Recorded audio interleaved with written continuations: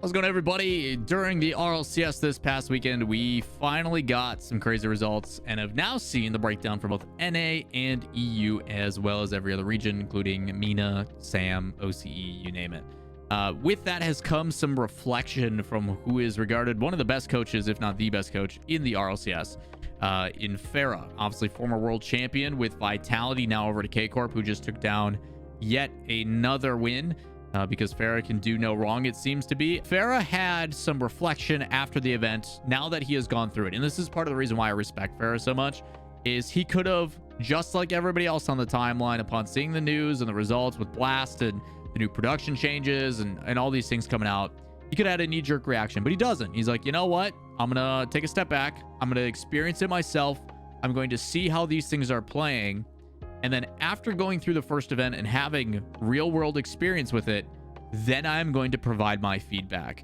Now, you could have done this privately and behind the scenes, but I think we've seen proven time and time again that the communication efforts with Psyonix or Epic or whoever you're talking to now haven't quite always been met. Unless you have a personal connection or a personal relationship with some of the people over on the esports staff, it's very tough to get that point across or feel heard.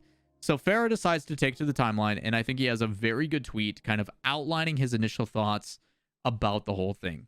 Today's video, we're going to break down this tweet. We're going to talk about the perspective, and there was actually a couple org owners as well that do provide and chime in on it as well. So first things first, let's take a look at the post. Ferra says, hey, we need to talk. Many of the changes have happened, and I understand the necessity for some of these, especially for budget reasons. Many of them have actually made no impact on cost and are actually just hurting our scene. And this is whether you want to say incompetence or negligence or just not doing the proper planning or proper research on how this scene runs. You are seeing complications and frustrations. He's like, you know what? I just experienced these firsthand in the qualifier that we just went through. And I can say not only are we headed in the wrong direction, our scene is also at risk of dying. Let me bring some attention to why those things are. These are things that I think I have talked about already in my videos and try to provide perspective and things that I agree upon with a lot of these statements, but I think it adds more impact when it is coming from someone who is actively playing, actively competing, coaching, staff that's involved. Like, there is a verified check mark or some validity that is provided to not just a coach in the space, but the previous world championship coach, the team that just won the regional. And by him speaking up and him being the one saying these things, it turns heads. It makes people pay attention. So I'm very happy that he's doing it. And it's not just, you guys suck, this is terrible, these are the things. It is, these are my concerns, this is the reasoning, let me go into detail, let me provide some examples, this is what we need. So, it says, let me go more in depth about this stuff. I'd like to bring the points to appropriate channels, but let's be honest, communication has died down. It's frustrating. Between you and the people that are the forward-facing of the scene over the past few years, it feels like there's just no point of communication at all. You know, this year's format has been applied without any input from the people that matter the most, the actors in it. And it looks like the decisions have been made by people who do not know or understand the specificities of this game. It seems like the people making active decisions are not familiar enough with what's going on, which can quite honestly make a lot of sense considering their staff was absolutely gutted. And that was not just a surprise. It wasn't a surprise just to us. It was a surprise to the staff themselves. When there was the merging of the competitive teams, Epic Competitive and the RL Esports staff, RL Esports staff kept 2 people. Cliff and Ian. That's it, is what it feels like. And I think one of them's, there's maybe 3 people from the like Psyonix side. And the person who was most endemic in Jake, Strangest Stranger, was let go. He was very familiar with the scene. He helped with Nexus and CRL, or not CRL, Nexus and PRL and like all the OG things that like those foundations that made our pro scene what it is. So to see those people gone and not have that insight is concerning. I will say from Blast, as someone who's doing the team streams and getting a lot of the notifications, you can tell that some of the decisions they've made are so short-sighted. And the only positive thing I can say is they are recognizing that some of the decisions they've made have not been good, and they are changing them very quickly, like on a day-to-day basis, which I go both ways on. Part of me is like, why was this even a rule in the first place? This is very short-sighted. But I am glad to see that the changes are being addressed and made almost immediately. So at least there's that. I think we all know that there's going to be some growing pains with a new production team and a new marketing team and all that kind of stuff with Blast. But I think it is very problematic seeing the person that was put in place is having these problems in the first place. ESL and EFG were doing a great job already. So to see the other side of things, I think is really problematic. Like, there is a certain level of incapability out of the gate of just like, you guys got the bid, but maybe you shouldn't have, is kind of the concern that a lot of people are having. So he goes, let's go more in depth. It's not really possible to tweet, so I'll try to keep it simple. Auto quals for main events is the most hurtful change, which I agree. We've talked about this ad nauseum. You have teams, like, there is a balance that needs to happen. You need to not only have competitive integrity and entertainment and all that kind of stuff, but you also need to make sure that there is somewhat security and things on the business side. There is a difference between what is good for the business and what is good for entertainment. And you need to find a merging of those two things. Open qualifiers, taking some money from the top end and giving it and distributing it down. We're seeing the benefits. Over 1,008 teams were signed up last week before Regional 2 and Regional 1 was even completed for EU. I'm sure if I looked up Star GG and looked at the signups, it's well over 1,100 teams are signed up. That's not by mistake. That is due to the active efforts of expanding the prize pool. On the other side of things, though, you then also see that the top teams are not guaranteed spots, which for organizations, if I'm an organization, I'm spending hundreds of thousands of dollars on a team, and you're telling me that an off day and a best of 3 or best of 5, which in Rocket League, the game is so difficult to play perfectly because it is physics-based. There's no margin of error. And you're telling me that margin of error now doesn't provide us any security as well? It's tough for me to invest. It's tough for me to become compelled to dedicate and expend this much effort, time, money into a league that doesn't reward us for our efforts. The fact that you can see, which we just saw, a top 4 team in North America from last regional not even make top 16 this time around. And we'll talk about that more and more in a bit here. You had the worst performance. You did not look good. For the most part, we're seeing the top seeds make it through.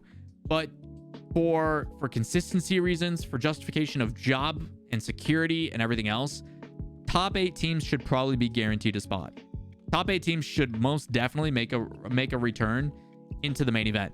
Let Swiss do its bidding. Let Swiss be the gauntlet for seeing who makes it into the top 8. But if you make top 8 from the previous week, I think it's kind of crazy to not have top 8 also stick from match to match. It's tough to build narratives, storylines, build fan bases. Like, there is a lot of problems of not doing it from both a business perspective as well as a competitive perspective as well. It's really tough to justify the time, effort, money when those things are not put in place. So he says he wants to simplify it. I'm going to expand upon it. He's like, hey, our game is extremely volatile. Wanting to add even more to it is nonsense. BO3s, BO5s are crazy. We don't require Real Madrid or PSG to go through all Champions League preliminary rounds every year for very good reasons.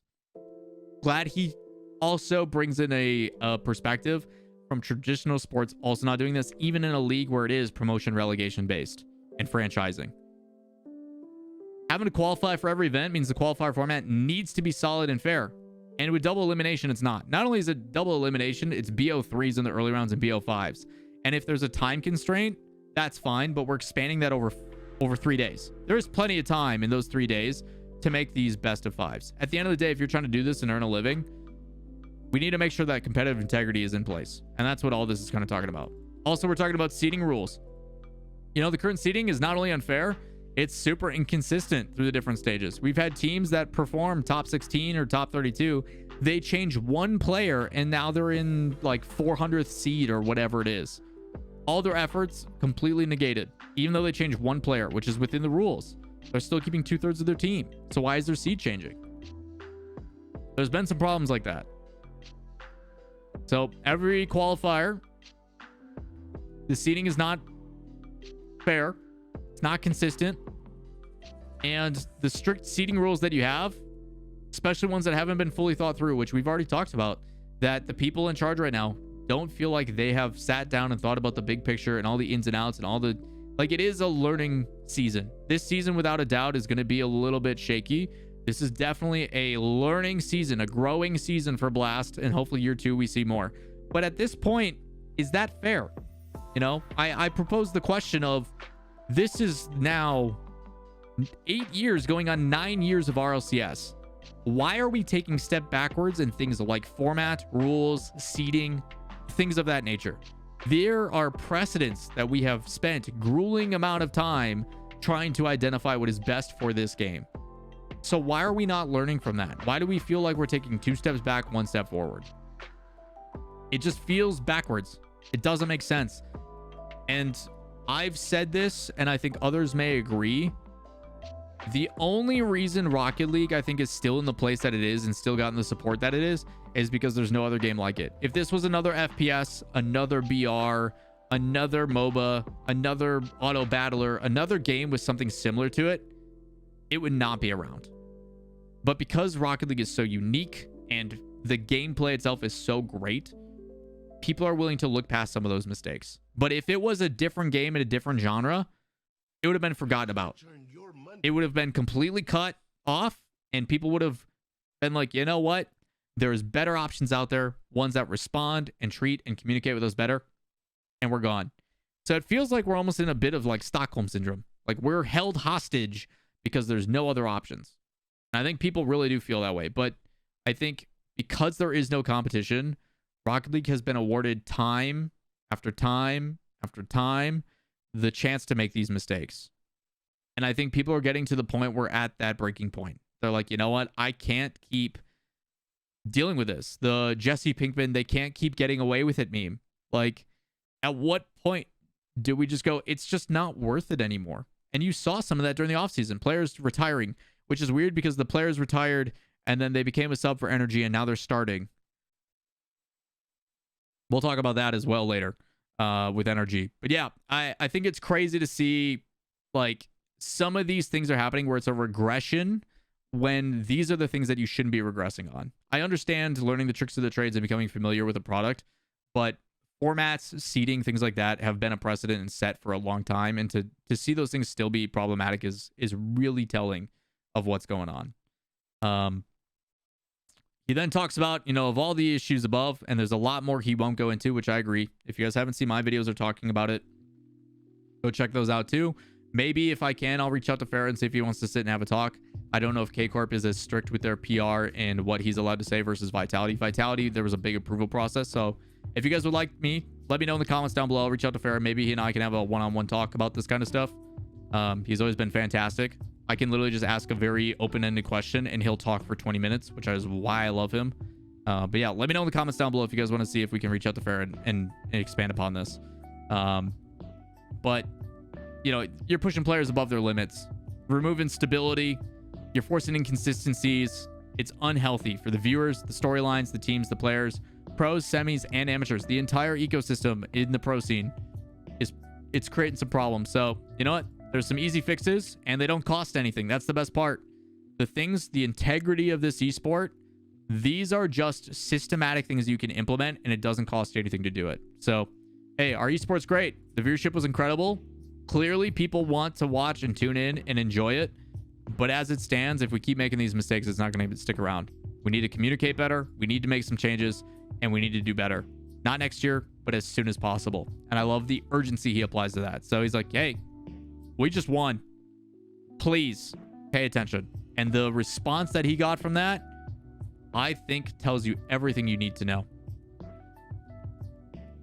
So I think it's very well written, very well stated. I think he applies a lot of things. I think he is more than happy to sit and talk with the people that are in charge. And someone from chat says there is no stability in competitive sports. No team in any other sport is guaranteed a spot in the playoffs. They're not, but they are guaranteed a spot in the tournament because they're franchise leagues and they paid a ton of money to own a spot. The Cleveland Browns can go 0-16 every single year, but they're still in the fight. That is not the case in the RLCS, and that's what he's asking for. I want a guaranteed spot in the upper echelon in the main event. So that is where they are frustrated, because in traditional sports, like football, basketball, etc., a lot of American sports, you pay a ton of money. You have a team that you can build and grow with and invest in, and it's tough to justify that when your spot's on the line, not just for the season, but every single tournament. It's crazy. It's absolutely crazy. So let me know what you guys think. Let me know if you guys want to see if I can reach out to Ferra and get a conversation going. Let me know your thoughts about what he's talking about. On top of that as well, there was a couple people who do chime in. We did see Arthur, who is the CEO of K-Corp, talk about, you know, hey, we had some really crazy things. You know, we had skilled players, we had passionate co-streams, both club owners, content creators that are not associated to orgs. You had a bunch of really passionate people and teams competing. You know, what do we want to go bigger? We want a clean feed for the viewing experience. We want club sponsors on co-streams. We want you guys to support us so we can support and give back to you, because it's expensive to do this stuff. We want to work together. You know, help me help you type mentality. The more you support us, the more we can support your league and really grow it. As a content creator like Gotaga or like some of these guys, Komodo's pulling 90,000 viewers. Gotaga's pulling 100K plus. You've got some of these guys, some of these owners that are former pros from other games. You've got some of them that have 20 million subscribers on YouTube. Work with us. We will promote it. We got to do this together. So, and then just hold us accountable. Give us a roadmap. Let us know when things are going so we can plan around it. People just want communication. People want information. That's all they want. But again, a lot of things going on, chat. Some pretty crazy stuff across the board. But for myself and the pup, Maple. Maple, are you still grumpy? Maple? She perked up. I think she's doing okay. Either way, chat, appreciate y'all tuning in. Let me know what you guys think in the comments. And while you're down there, if you guys enjoy the content, like, subscribe, notifications, and we'll see you in that next one. Peace.